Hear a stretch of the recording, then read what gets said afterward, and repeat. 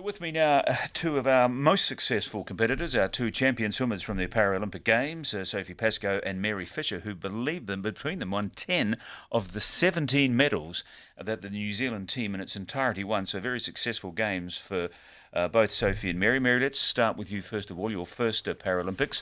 What was your aim before you left? You've come home with 4. Was that your goal before you left New Zealand?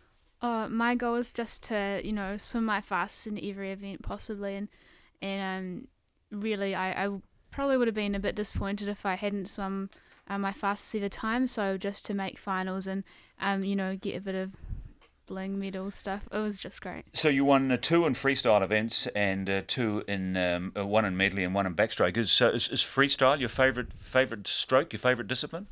Butterfly would probably be my favourite stroke, and then my best event, which I ended up winning, which was awesome, was the 200 individual medley. So all 4 strokes. So is that what you're going to concentrate on in the future, the medley? I haven't seen my home coach in over a month, so it would just be good to sit down with him and the rest of my family and chat about the future. But it's definitely something that I can still work on.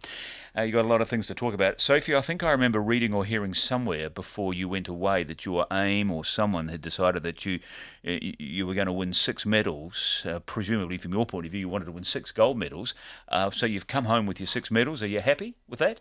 I'm very happy with my outcome. As Mary said, for us it's all about racing against the time, and doing personal best is all we can go out and do. And I'm very happy with my outcome. I've achieved what I wanted to achieve. Yes, right. You could hardly be unhappy with 6 medals, could you? So what was the standard of competition at London like compared to Beijing, from your point of view? Huge. 4 years, it's a huge step up in 4 years.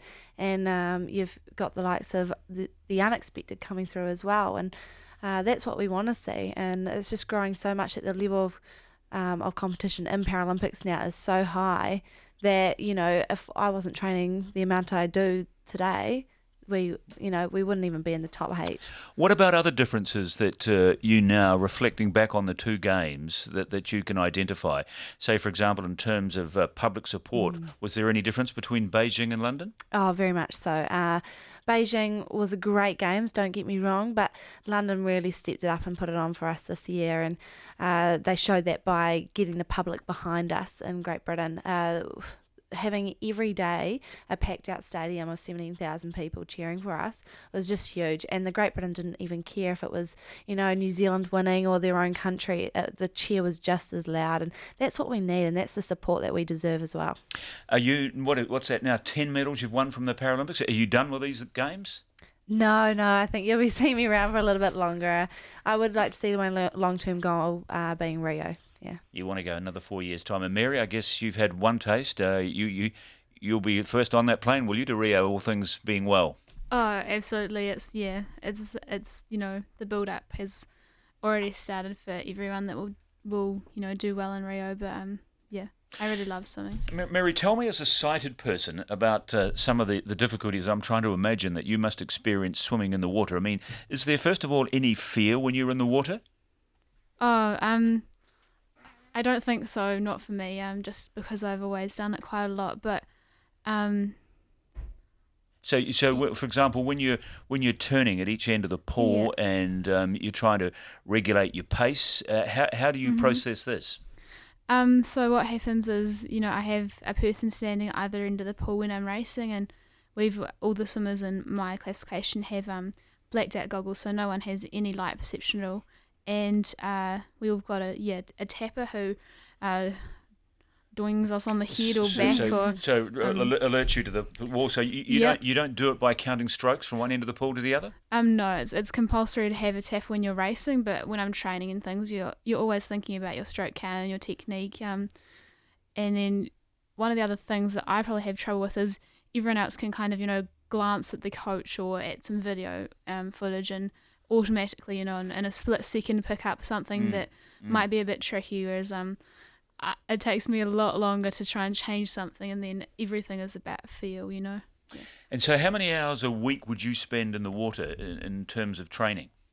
Probably recently about 20, so doing double sessions each day, and that's been really good. I've done quite a lot of one-on-one work just before London, so really just lucky to have that support from my coach and the rest of the squad. And right now you're probably feeling it's all been worth it, those early morning starts. Oh, absolutely. Going into London, trying to swim as fast as I could, but doing really good personal best times and coming away with the medals. It's a bonus. Now, I'm just looking on your file here that so you live in Silverstream, is that right? In Upper Hutt. Yeah, I'm from Upper Hutt originally. At the end of last year, I moved into a flat in Newtown. So I was going to say, so very central Wellington, which is great. It's I was going it's to say walkable to training and things. Whereas busing in last year took so long. Yeah, I was going to say it's a long, as one who comes from that part of the country as well. Yeah. It's a very long hike from Silverstream to Kilbirnie, isn't it? Yeah, So, especially. but Newtown's a lot easier. Yeah. Okay. Yeah. So Sophie, do you ever think there is maybe a case for doing away with the Paralympics and just having one festival of sport where disabled athletes compete alongside, not so much against, but as part of the Olympics? Could you ever see that happening? No. Would you want that to happen? No, I wouldn't actually, because the Paralympics is so big now. It would, if you combine the two together, it'll just take so long. For sure, yeah. The competition would just be too long. And we're both pinnacle events, us Paralympians train for the Paralympics, us the Olympians train for the Olympics, and having them, 2 weeks after each other is really perfect. It still keeps the hype going, and it's just, having it together would be, as you say, it just goes for so long. We've got too many athletes now. Might take away a little bit from each event. I'm just not sure if it's feasible to quite have it. I realise it'd be, but it's an interesting perception change definitely. in perception here, because I can remember when I commentated at the Paralympics in 2000 in Sydney for TVNZ. That was my first experience at Paralympics, and there was a feeling in some quarters there that the Paralympics were so far behind the Olympics that the only way they could get any real traction in terms of prestige and international kind of support was to incorporate them into the Olympic Games. But from what you two women are telling me now, that idea's gone. I guess it's just about publicity now. It's about promotion and getting us on the same equal par as the Olympics. So then we are treated both as two pinnacle events, 2 weeks after, 2 weeks between each other. So neither of you feel in any way that you're discriminated against here by the systems in terms of the funding that you get or the opportunities that you get because you're disabled athletes, Mary? For me, London just showed that it's possible, the GB system of how every athlete who is selected to compete at Olympic or Paralympic level, they're given the same resources and everything is equal. And I think New Zealand is a little bit behind that at the moment, but it's possible to have the same system here. Sophie? I'm exactly the same as that. We're a little bit behind at the moment, but I think once we get the nation and society backing, Paralympics the same as the Olympics, and also, seeing that integration with, the able bodies back here in New Zealand, I think it will definitely rise. And, we're not quite there at the moment, but we'll definitely see it. I reckon in 4 years' time, we'll see that support we need. Well, one thing is for sure, you're on a par with your able-bodied patriots in terms of the media. Because you two have become media darlings, haven't you? The other night I saw you, I think, on the Campbell show, and I thought, yes, it was a very interesting interview, and I thought I'll go across to Close-Up now to get something different. And I turned across to TV1, and there you are, popping up in the studio after the break as well, and on radio stations. How are you coping with all of this media stuff, Mary?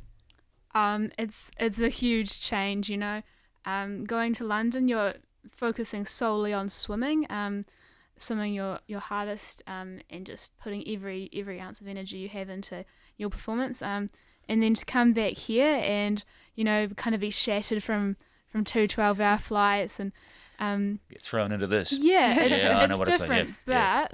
But the flip side is hopefully that New Zealand really takes notice of every single athlete, and it's just raising the awareness, isn't it? I mean, you're an old hand at this now, anyway, aren't you, Sophie? It's just great promotion for us, and the great thing is that the able-bodied athletes are backing us on the same as what we are with them, and I think that's really great. That we have that support from them as well. Do you get any? How could I say it? Feedback? I mean, do you sit down and chat with able-bodied swimmers at all? And Oh, coaches? definitely. Yeah, we do. See them every day at training. Yeah, we see them at training, most days. And when we get together at awards nights and you've got all the big Olympians Yeah. and superstars here, it's just a normal catch-up, I mean, we're treated exactly the same. We're just people. Fantastic. Well, girls, congratulations again on your achievements in London. They were fantastic. You brought a great deal of credit and distinction to the country and to yourselves, and I just hope you can repeat it all and maybe even more in Rio in 4 years. And we thank you very much for your time here in the studio today. We appreciate it. Thanks. Thanks.